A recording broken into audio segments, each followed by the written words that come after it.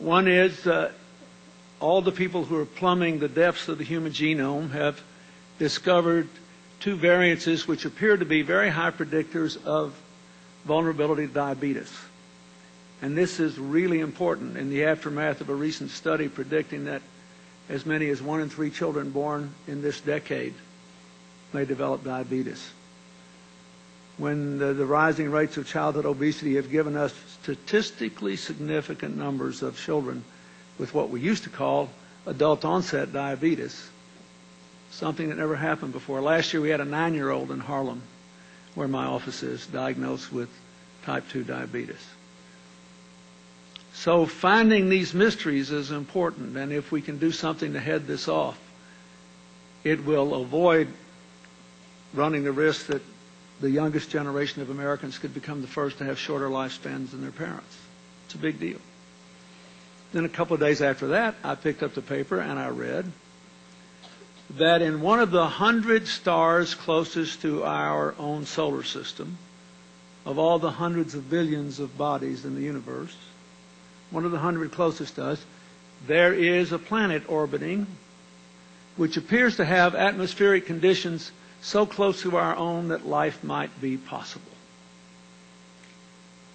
Alas, because it's still 20 million light years away, we can't find out.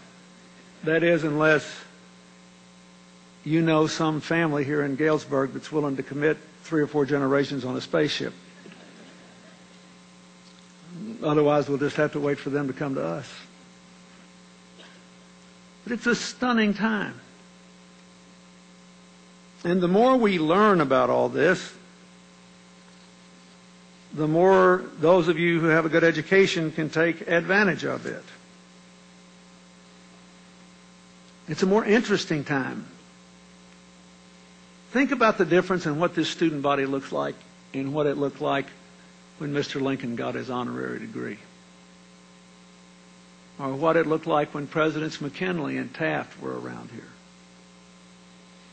Or what it looked like just 30 years ago. You have students from virtually every American state, over 40 foreign nations, people from every different racial and ethnic group and different religious backgrounds. Sort of a microcosm of the globally interdependent world into which you will soon enter. It's a much more interesting class and a more interesting world than it was 30 years ago because we're bumping up against one another. But it has some significant challenges that you must meet if you'd like your grandchildren to be here 50 years from now. Climate change and the depletion of resources from trees and water and topsoil and plant and animal species and even oil itself make this an unsustainable time. We have to develop a way to grow that will permit others to follow us. Terror and weapons and mass destruction and the prospect of global disease epidemics like avian influenza make it an unstable time. We have to find a way to work together to minimize the forces of destruction and maximize those of unity. Poverty, disease, the fact that 130 million kids never go to school and 1/4 of all deaths this year will come from AIDS, TB, malaria, infections related to dirty water, 80% of the people in the last category under 5, make this a dramatically unequal time. Even in America, in the 6th year of a recovery, which has been very good to people like me, median wages are stagnant, and there's been an increase in the percentage of people working full-time falling below the poverty line and losing their health insurance. It's an unequal time here and around the world.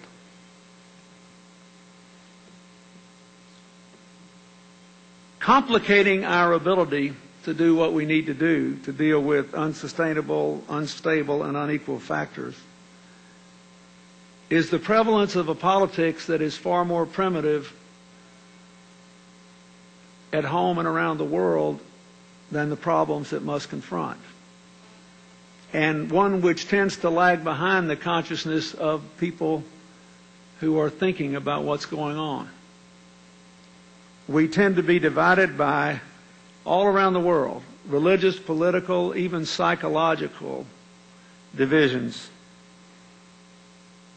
And while they might be described in many ways in a sentence, the world is divided politically, religiously, and psychologically between those who need an enemy and those who are trying to make a friend.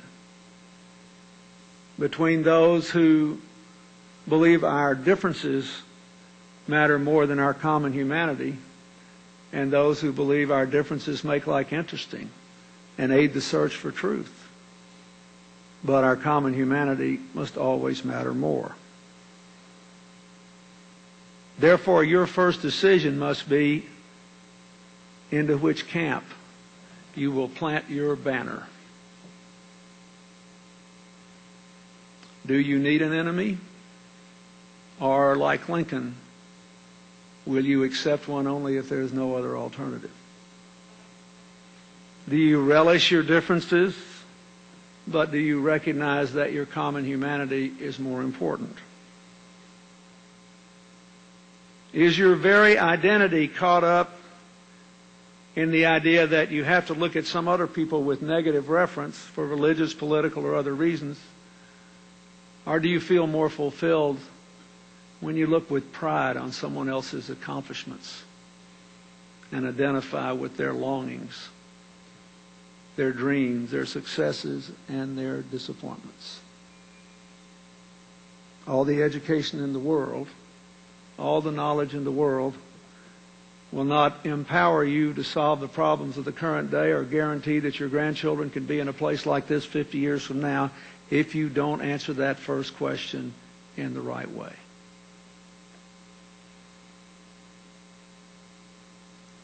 Citizens today have more power to do public good than ever before without regard to their politics. I appreciate the mention of former President Bush. He and I have become very, very close friends. We've worked around the world on the tsunami. We worked in the Gulf Coast area in the aftermath of Katrina. Every summer I schedule a day to go spend with him and let him drive me around in that crazy speedboat of his, acting like he's younger than I am. He's 82 years old, still jumping out of airplanes. I fall off a 10-inch step and break my quadricep in half. I love the guy. Do we have differences of opinion? Absolutely. Do we argue and fight over this or that issue? Of course we do. But I believe at bottom he is a good human being. I revere the 50 years of service he's given to our country. I do not feel the need to look down on him to feel better about my party, my politics, or my life. We have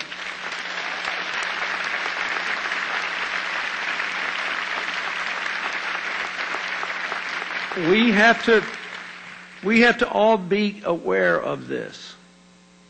To me, the most interesting discovery in the whole rollout of the sequencing of the human genome, which was completed when John and I were in our last year of service in Washington in 2000. I put lots of your money into that human genome research.